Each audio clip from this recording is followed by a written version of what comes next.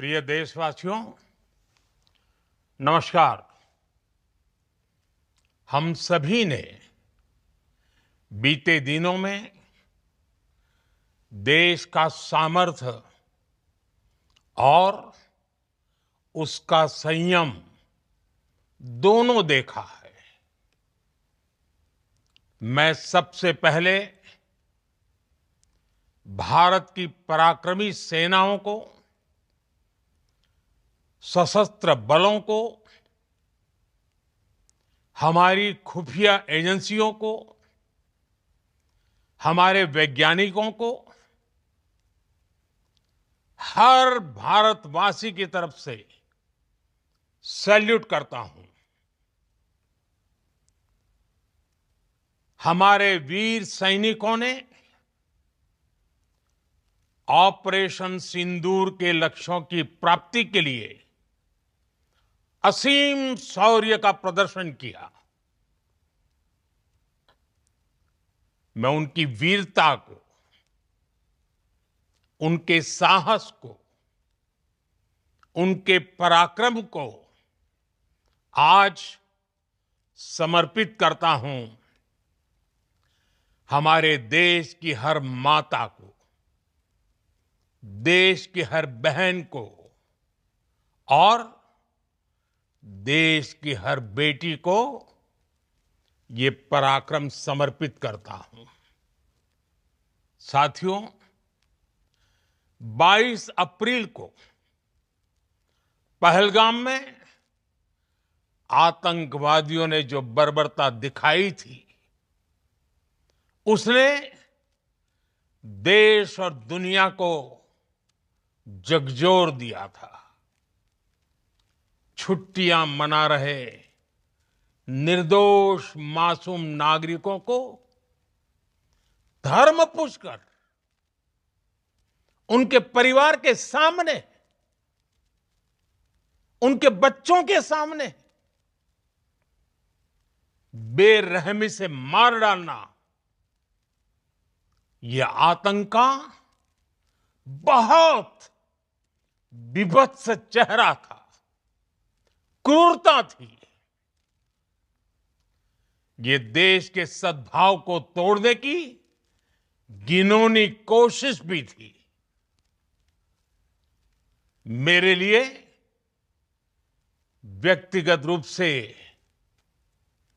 ये पीड़ा बहुत बड़ी थी।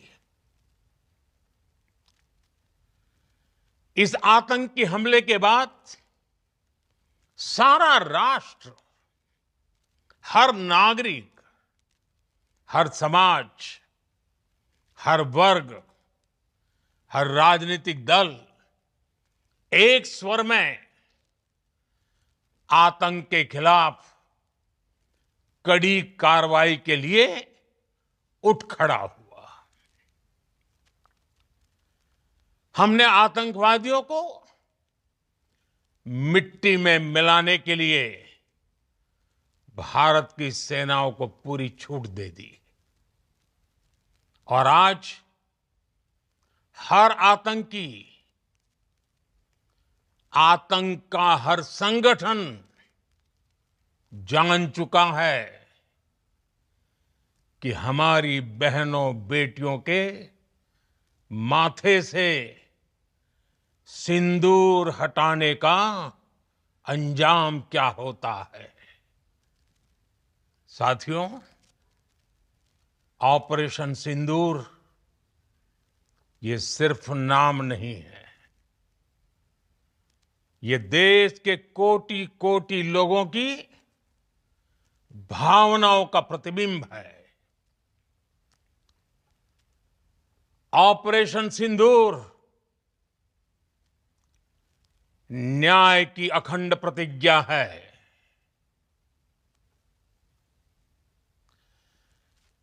6 मई की देर रात, 7 मई की सुबह पूरी दुनिया ने इस प्रतिज्ञा को परिणाम में बदलते देखा है। भारत की सेनाओं ने पाकिस्तान में आतंक के ठिकानों पर, उनके ट्रेनिंग सेंटर्स पर सटीक प्रहार किया। आतंकियों ने सपने में भी नहीं सोचा था कि भारत इतना बड़ा फैसला ले सकता है। लेकिन जब देश एकजुट होता है, नेशन फर्स्ट की भावना से भरा होता है, राष्ट्र सर्वोपरि होता है, तो फौलादी फैसले लिए जाते हैं, परिणाम लाकर दिखाए जाते हैं। जब पाकिस्तान में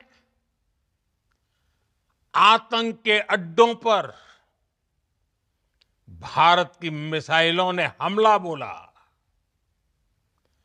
भारत के ड्रोन्स ने हमला बोला, तो आतंकी संगठनों की इमारतें नहीं, बल्कि उनका हौसला भी थर्रा गया। बहावलपुर और मुरिद के जैसे आतंकी ठिकाने एक प्रकार से ग्लोबल टेररिज्म की यूनिवर्सिटीज रही है। दुनिया में कहीं पर भी जो बड़े आतंकी हमले हुए हैं, चाहे 9/11 हो, चाहे लंदन ट्यूब बॉम्बिंग हो, या भारत में दशकों से जो बड़े बड़े आतंकी हमले हुए हैं, उन सब के तार कहीं ना कहीं आतंक के इन्हीं ठिकानों से जुड़ते रहे हैं। आतंकियों ने हमारी बहनों का सिंदूर उजाड़ा था, इसलिए भारत ने आतंक के ये हेडक्वार्टर्स उजाड़ दिए। भारत के इन हमलों में 100 से अधिक खूंखार आतंकवादियों को मौत के घाट उतारा गया है। आतंक के बहुत सारे आका बीते 2.5-3 दशकों से खुलेआम पाकिस्तान में घूम रहे थे, जो भारत के खिलाफ साजिशें करते थे। उन्हें भारत ने एक झटके में खत्म कर दिया। साथियों, भारत की इस कार्रवाई से पाकिस्तान घोर निराशा में गिर गया था, हताशा में गिर गया था, बौखला गया था। और इसी बौखलाहट में उसने एक और दुस्साहस किया।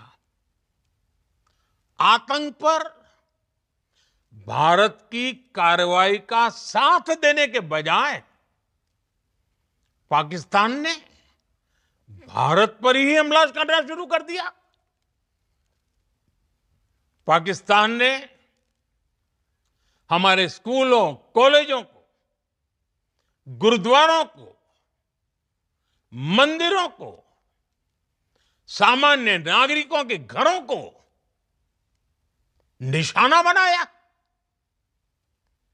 पाकिस्तान ने हमारे सैन्य ठिकानों को निशाना बनाया।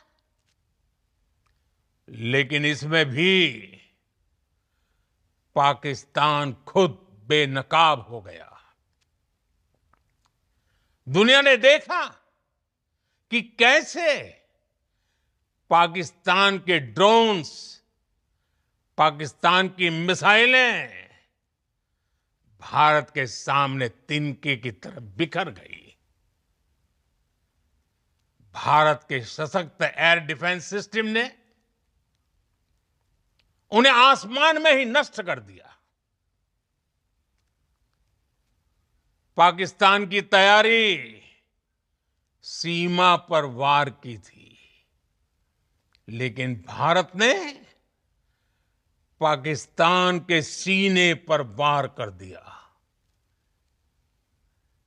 भारत के ड्रोन्स, भारत की मिसाइलों ने सटीकता के साथ हमला किया।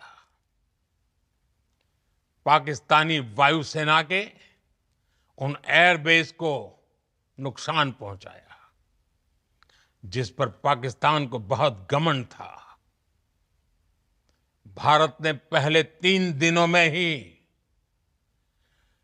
पाकिस्तान को इतना तबाह कर दिया जिसका उसे अंदाजा भी नहीं था। इसलिए भारत की आक्रामक कार्रवाई के बाद पाकिस्तान बचने के रास्ते खोजने लगा। पाकिस्तान दुनिया भर में तनाव कम करने के लिए गुहार लगा रहा था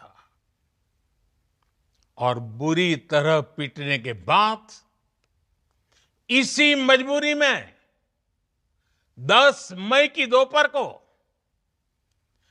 पाकिस्तानी सेना ने हमारे डीजीएमओ को संपर्क किया। तब तक हम आतंकवाद के इंफ्रास्ट्रक्चर को बड़े पैमाने पर तबाह कर चुके थे। आतंकियों को मौत के घाट उतार दिया गया था। पाकिस्तान के सीने में बसाए गए आतंक के अड्डों को हमने खंडहर बना दिया था। इसलिए जब पाकिस्तान की तरफ से गुहार लगाई गई, पाकिस्तान की तरफ से जब ये कहा गया कि उसकी ओर से आगे कोई आतंकी गतिविधि और सैन्य दुस्साहस नहीं दिखाया जाएगा, तो भारत ने भी उस पर विचार किया। और मैं फिर दोहरा रहा हूं, हमने पाकिस्तान के आतंकी और सैन्य ठिकानों पर अपनी जवाबी कार्रवाई को अभी सिर्फ स्थगित किया है। आने वाले दिनों में हम पाकिस्तान के हर कदम को इस कसौटी पर मापेंगे कि वो क्या रवैया अपनाता है। साथियों, भारत की तीनों सेनाएं, हमारी एयरफोर्स, हमारी आर्मी और हमारी नेवी, हमारी border security force BSF, Bharat के अर्धसैनिक बल लगातार अलर्ट पर है।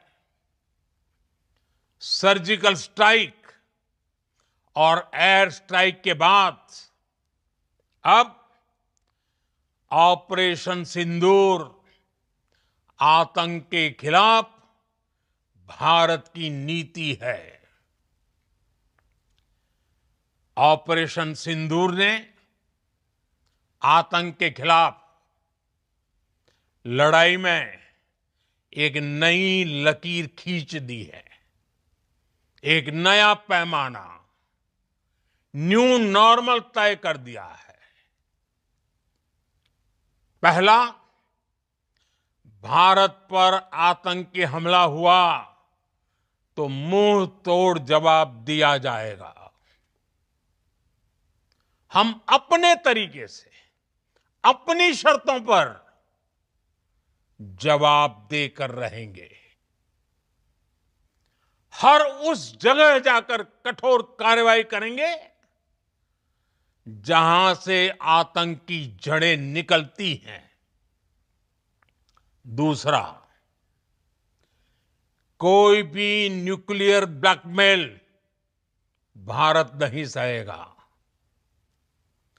न्यूक्लियर ब्लैकमेल की आड़ में पनप रहे आतंकी ठिकानों पर भारत सटीक और निर्णायक प्रहार करेगा। तीसरा, हम आतंक की सरपरस्त सरकार और आतंक के आकाओं को अलग अलग नहीं देखेंगे। ऑपरेशन सिंदूर के दौरान दुनिया ने पाकिस्तान का वो घिनौना सच फिर देखा है, जब मारे गए आतंकियों को विदाई देने पाकिस्तानी सेना के बड़े बड़े अफसर उमड़ पड़े। स्टेट स्पॉन्सर्ड टेररिज्म का ये बहुत बड़ा सबूत है। हम भारत और अपने नागरिकों को किसी भी खतरे से बचाने के लिए लगातार निर्णायक कदम उठाते रहेंगे। साथियों, युद्ध के मैदान पर हमने हर बार पाकिस्तान को धूल चटाई है और इस बार ऑपरेशन सिंदूर ने नया आयाम जोड़ा है। हमने रेगिस्तानों और पहाड़ों में अपनी क्षमता का शानदार प्रदर्शन किया और साथ ही न्यू एज वॉरफेयर में भी अपनी श्रेष्ठता सिद्ध की। इस ऑपरेशन के दौरान हमारे मेड इन इंडिया हथियारों की प्रामाणिकता सिद्ध हुई। आज दुनिया देख रही है 21वीं सदी के वॉरफेयर में made in India defence equipments, इसका समय आ चुका है। साथियों, हर प्रकार के आतंकवाद के खिलाफ हम सभी का एकजुट रहना, हमारी एकता हमारी सबसे बड़ी शक्ति है। निश्चित तौर पर ये युग युद्ध का नहीं है, लेकिन ये युग आतंकवाद का भी नहीं है। टेररिज्म के खिलाफ जीरो टॉलरेंस, ये एक बेहतर दुनिया की गारंटी है। साथियों, पाकिस्तानी फौज, पाकिस्तान की सरकार जिस तरह आतंकवाद को खाद पानी दे रहे हैं, वो एक दिन पाकिस्तान को ही समाप्त कर देगा। पाकिस्तान को अगर बचना है तो उसे अपने टेरर इंफ्रास्ट्रक्चर का सफाया करना ही होगा। इसके अलावा शांति का कोई रास्ता नहीं है। भारत का मत एकदम स्पष्ट है। टेरर और टॉक एक साथ नहीं हो सकते। टेरर और ट्रेड एक साथ नहीं चल सकते और पानी और खून भी एक साथ नहीं बह सकता। मैं आज विश्व समुदाय को भी कहूंगा, हमारी घोषित नीति रही है अगर पाकिस्तान से बात होगी तो टेररिज्म पर ही होगी। अगर पाकिस्तान से बात होगी तो पाक ऑक्युपाइड कश्मीर पीओके उस पर ही होगी। प्रिय देशवासियों, आज बुद्ध पूर्णिमा है। भगवान बुद्ध ने हमें शांति का रास्ता दिखाया है। शांति का मार्ग भी शक्ति से होकर जाता है। मानवता शांति और समृद्धि की तरफ बढ़े, हर भारतीय शांति से जी सके, विकसित भारत के सपने को पूरा कर सके, इसके लिए भारत का शक्तिशाली होना बहुत जरूरी है। और आवश्यकता पड़ने पर इस शक्ति का इस्तेमाल भी जरूरी है। और पिछले कुछ दिनों में भारत ने यही किया है।